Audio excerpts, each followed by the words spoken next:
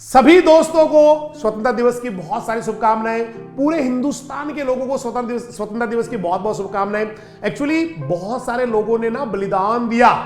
कई माओं ने अपने बच्चों को खोया, कई पत्नियों ने अपने पति को खोया, न जाने कितनी बहनों ने अपने भाइयों को खोया, कितनों के सुहाग उजड़े, तब जाके ये आजादी मिली है। और मेरे प्यारे स्टूडेंट्स, मेरे प्यारे देशवासियों, दुनिया में ना देश से बड़ा कुछ नहीं है, सबसे बड़ा देश है। देश से बड़ा कोई भी नहीं है, ना माँ है, ना पिता है, ना गुरु है, ना कोई और है। देश सबसे बड़ा है। आपको देश की आजादी का इसलिए ज्यादा एहसास नहीं है क्योंकि आपने जन्म ही आजादी में लिया है। उन लोगों से पूछिए जो आज गुलाम है, वो अपनी मर्जी से कुछ नहीं कर सकते, मर्जी से कहीं जा नहीं सकते, मर्जी से जो है ना किसी से बात नहीं कर सकते, मर्जी से कोई प्रोग्राम अरेंज नहीं कर सकते, मर्जी से कोई रैली नहीं निकाल सकते, मर्जी से कोई जुलूस नहीं निकाल सकते। उनको कहते हैं गुलाम। और गुलामी क्या होती है वो ही जानते हैं जिन्होंने गुलामी देखी है। आज हम आराम से घूम लेते, कहीं चले जाते, कहीं पहुंच जाते। ये सारा का सारा खेल उन बलिदानी व्यक्तियों की वजह से है, उन योद्धाओं की वजह से है जिन्होंने अपना जीवन इस आजादी के लिए लगा दिया। इसलिए स्टूडेंट्स, देश से बड़ा कोई नहीं है, सबसे बड़ा है हमारा देश। क्योंकि हमें जो है ना जन्म लेते ही नागरिकता मिल गई, इसलिए हम बहुत खुश हैं। लेकिन कुछ ऐसे भी लोग होंगे जो देश से बाहर निकाल दिए गए, जिनको देश से भगा दिया गया, और आज पूरी दुनिया की वो दर दर की ठोकरें खाते हैं क्योंकि उनके पास किसी देश की नागरिकता नहीं है, सिटीजनशिप नहीं है। क्योंकि हमें आसानी से नागरिकता मिल गई, इसलिए हमें लगता है देश छोटा है। देश छोटा नहीं है, देश से बड़ा कोई नहीं है। कहते हैं जापान में एक बच्चे को पूछा गया कि आप सबसे ज्यादा किसको प्यार करते हैं, किसका सम्मान करते हैं, किसकी इज्जत करते हैं। तो उस बच्चे ने जवाब दिया कि लॉर्ड बुद्धा को मैं सबसे ज्यादा मानता हूं, भगवान बुद्ध को सबसे ज्यादा मानता हूं और उनकी ही पूजा करता हूं, उनके लिए मैं कुछ भी कर सकता हूं। फिर उस व्यक्ति ने पूछा कि भैया, अगर लॉर्ड बुद्धा, भगवान बुद्धा आर्मी लेके और जापान पे, आपके देश पे आक्रमण करने के लिए आ जाए तो क्या करेंगे आप? उस बच्चे ने एक सेकंड का भी समय नहीं लिया। उसने कहा, टुकड़े टुकड़े कर दूंगा मैं लॉर्ड बुद्धा के, क्योंकि मेरे देश से बड़ा कोई नहीं है। देश पे अगर कोई आंख उठा के भी देखेगा उसको मैं काट दूंगा। इतनी देशभक्ति लोगों में होती है। हिंदुस्तान के हर बच्चे को ये, हम लोग ना कुछ भी कर लेते हैं, कहीं कचरा डाल देते हैं, कहीं कुछ भी डाल देते हैं, कहीं बोतल फेंक देते हैं, कहीं जो है ना पॉलीथीन का बैग डाल देते हैं, कहीं जो है ना डिब्बा लेके ना फ्रेश हो लेते हैं, कहीं भी। और बाकी जब कोई दूसरे कंट्री के लोग आते हैं ना, उस गंदगी को देख के पता क्या कहते हैं वहां? India is a very bad country, India is a very poor in sanitation. बहुत शर्म की बात है बेटा, कभी दुनिया से बाहर जाओगे पता लगेगा लोग कैसी कैसी बातें करते हैं हमारे लिए, क्योंकि हम लोग बहुत ज्यादा सीधे या बहुत ज्यादा बोले या बहुत ज्यादा शातिर होते हैं। हम लोग ना देश से बड़ा अपने आप को समझते हैं, अपने जो है ना वो कचरे को समझते हैं। देश से बड़ा बेटा कुछ नहीं है। कोई भी बाहर से आए ना, उसके लिए एक अच्छा मैसेज जाना चाहिए कि मैं हिंदुस्तान में जाके आया हूं, जहां पे इतनी देशभक्ति है, जहां पे इतना जुनून है, जहां पे इतना जज्बा अपने देश को लेके, उस देश में जाके आया हूं। ये सबसे बड़ी चीज है बेटा, सबसे महान चीज है। इसलिए ऐसी मातृभूष धन्यवाद देना उस परम पिता को, उस ईश्वर को, उस भगवान को, उस अल्लाह ताला को, उस वाहे गुरु को धन्यवाद देना कि आपको हिंदुस्तान में पैदा किया है। और आपके ऊपर कोई भी अपनी जिम्मेदारी से बच नहीं सकता है कि मेरे करने से क्या फर्क पड़ता है, मेरे एक से क्या फर्क पड़ता है, बाकी लोग भी तो नहीं कर रहे हैं। अरे भैया, एक एक से ही हिंदुस्तान बनता है। हिंदुस्तान जो है ना बेटा, उसमें कभी भी ग्रुप में नहीं आए लोग कि किसी का जन्म हुआ तो 10,000 लोग एक साथ जन्म ले लिए, ऐसा नहीं होता है। एक एक, तेरे से मेरे से, एक एक से ही पूरा हिंदुस्तान बनता है। और जब आप एक एक सुधारना शुरू करोगे ना भाई, एक एक अपने आप को सुधारना शुरू करोगे तो पूरा देश ही सुधर जाएगा। इसलिए अपनी मातृभूमि से बहुत प्यार करो बेटा, अपने देश से बहुत प्यार करो। मैं मम्मी पापा के लिए मना नहीं कर रहा हूं, लेकिन देश उनसे भी बड़ा है, रियली उनसे भी बड़ा है। जैसे कभी आपने देखा होगा किसी ने अपने देश से गद्दारी की तो एक पिता ने अपने बेटे को गोली मार दी, किसी देश से गद्दारी करने वाले बेटे ने अपने पिता को गोली मार दी। ऐसे भी हिंदुस्तान में कई वाकये हुए, क्योंकि उससे बड़ा कोई नहीं है, देश से बड़ा कोई नहीं है। इसलिए मेरे दोस्त, हिंदुस्तान से बहुत प्रेम करना है, हिंदुस्तान से बहुत प्यार करना है। और जब एक एक इंसान सुधरता है ना भाई, तभी पूरा देश सुधरता है। एक एक इंसान सुधरता है तो ही पूरा देश सुधरता है। हम क्यों करें, हमारे करने से क्या फर्क पड़ता है? जैसे मैं आपको एक छोटा सा स्टोरी सुनाऊं। कहते हैं कि एक गांव था और उस गांव में ना महामारी फैल गई।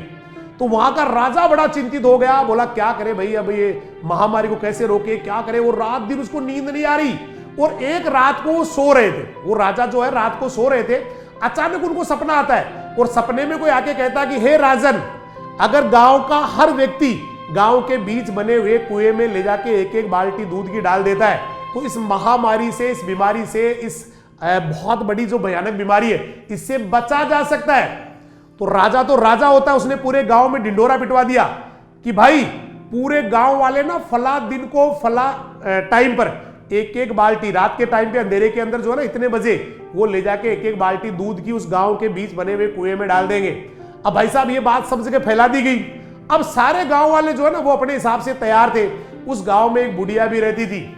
उस बुढ़िया ने सोचा क्या फर्क पड़ेगा, रात का टाइम है, किसको पता लगेगा, मैं जो है ना दूध नहीं डाल के पानी डाल देती हूं, क्या फर्क पड़ेगा उससे, इतनी सी बात से क्या फर्क पड़ेगा। तो उस बुढ़िया ने क्या किया, रात का टाइम था, घना अंधेरा था, ले जाके पानी ले जाके उसके अंदर डाल दिया, क्योंकि वहां तो केवल काउंटिंग हो रही थी, क्या डाल रहे थे दिख नहीं रहा था अंधेरे के अंदर। उस जमाने में कोई बहुत ज्यादा लाइट की व्यवस्था नहीं थी। सुबह के टाइम जब उन लोगों ने जाके उस कुएं के अंदर जाके देखा, महामारी खत्म नहीं हुई थी, राजा ने कुएं के अंदर जाके, जब कुएं के बाहर जाके मतलब अंदर देखा उसके कुएं के, तो उसके अंदर केवल पानी ही भरा हुआ था, वो पानी से ऊपर आ गया था। ऐसा क्यों हुआ था पता है, क्योंकि जैसा उस बुढ़िया ने सोचा था ना, वैसा का वैसा ही बाकी गांव वालों ने भी सोचा था। तो एक के बदलने से ना, अगर वो बुढ़िया अच्छा सोचती है, बाकी सभी है, एक एक सब इंसान सही सोचते ना, तो उस कुएं के अंदर दूध होता और वो महामारी चली जाती। लेकिन हम लोग स्पेशली हिंदुस्तान में ये बड़ी प्रॉब्लम है। हिंदुस्तान में पता क्या करते हैं हम जो ना ऐसे ही करते कि वो कर लेगा मैं क्यों करूं, वो पंखा वो बंद कर देगा मैं क्यों करूं, चलने दो, वो नल जो सार्वजनिक जगह पे चल रहा है उसको मैं क्यों बंद करूं, वो कर देगा भाई मैं क्यों करूं। हिंदुस्तान में बहुत बड़ी प्रॉब्लम है। कभी आप फॉरेन में जाके देखोगे ना बेटा, फॉरेन में जाके, जैसे मेरे एक मित्र है सरपंच साहब, उनके यहां पर कई टूर आते हैं, तो नीदरलैंड का एक टूर आता है जहां से 25-30 बच्चे और बच्चियां आते हैं। वो हिंदुस्तान में आके किसी भी स्कूल में, किसी भी स्लम मतलब गरीब बस्ती में जाते हैं, वो लोग ईमानदारी से पैसा खुद कमाते हो, अपना कमाया हुआ कुछ पैसा वो हिंदुस्तान में लेके आते हैं, और लाके जो है ना यहाँ के जो गरीब लोग हैं उनकी हेल्प करते हैं। वो किसी स्कूल में जाके वहां कमरा बना रहे हैं, खुद ही मेहनत कर रहे हैं, खुद ही जो है ना तगारी उठा रहे हैं, कब खुद ही। और फिर वो कहते हैं कि जब हम इस किसी स्कूल में, जैसे हमने एक सरकारी स्कूल में प्रोग्राम करवाया, तो वो अपने वाले जो बच्चे हैं ना, जो अपने वाले बच्चे हैं, वो तो यूं अपने आप को वीआईपी समझे। सरकारी स्कूल के बच्चे जो मतलब वो तो समझे कि मैं हाथ ही नहीं लगाऊंगा, और जो वो बहुत पैसे वाले, बिल्कुल यूं एक अप टू डेट बहुत अच्छे परिवार के बच्चे दिखने वाले, वो मेहनत कर रहे हैं। तो सरपंच साहब ने कहा मुझे लगा कितना अंतर है हिंदुस्तान के बच्चों में और नीदरलैंड के बच्चों में। और एक्चुअली मैं भी 1 या 2 कंट्री घूम चुका हूं, और वहां जाके देखा इतना प्यार करते लोग अपने देश से, इतना प्यार करते कि यू कांट इमेजिन। और हम लोग ना देश के बारे में सोचते भी नहीं है। बेटा देश से बड़ा कुछ नहीं है। आज से एक प्रण लेना है, मेरे देश की तरफ अगर कोई आंख उठा के देखेगा उसकी आंखें निकाल लूंगा। ईमानदारी से, ईमानदारी से। सरदार भगत सिंह, ये जो भी चंद्रशेखर आजाद, ये लोग अपने घरों को छोड़ छोड़ के निकल गए थे यार। उनकी मदर जो है ना घर पे अकेली है, फादर अकेले है, कईयों के घर पे बीमार है, फिर भी कहा आजाद करूंगा मेरे देश को, आजाद करूंगा मेरे हिंदुस्तान को। वो घर छोड़ छोड़ के निकल के, भाई एक बार कल्पना कीजिए आपके घर से आप चले जा रहे हैं घर वालों को छोड़ के, कि देश को, देश के लिए मैं कुछ भी करने के लिए तैयार हूं। कितनी बड़ी बात थी उन लोगों में यार। हम लोग कुछ तो उनके वंशज है भाई, उनके वंशज है हम लोग। हमारे वो पूर्वज थे जो बलिदान देके हिंदुस्तान को इस मुकाम पे लेके आए, इतनी बड़ी आजादी दी है, हम उनके वंशज है। हालांकि गुलामी लगातार रहने से गुलामी के जीन भी हमारे अंदर है, डीएनए भी हमारा गुलामों जैसा, लेकिन भैया खून भी तो उन पूर्वजों का है जो देश के लिए लड़ मिटने में, देश के लिए भिड़ जाने में, देश के लिए अपनी गर्दन कटवाने में, फांसी पे चढ़ जाने में बड़ी खुशी महसूस करते थे। उस देश, उन पूर्वजों के हम लोग ना वंशज है। तो भैया देश के लिए बेटा कुछ भी कर जाना, देश जहां भी लगे कि इससे मेरे देश की बेइज्जती हो रही है, ये गंदगी दिख रही है या और कुछ दिख रहा है और ये मेरे देश के लिए शर्मनाक है, ईमानदारी से बेटा उस काम को कर जाना।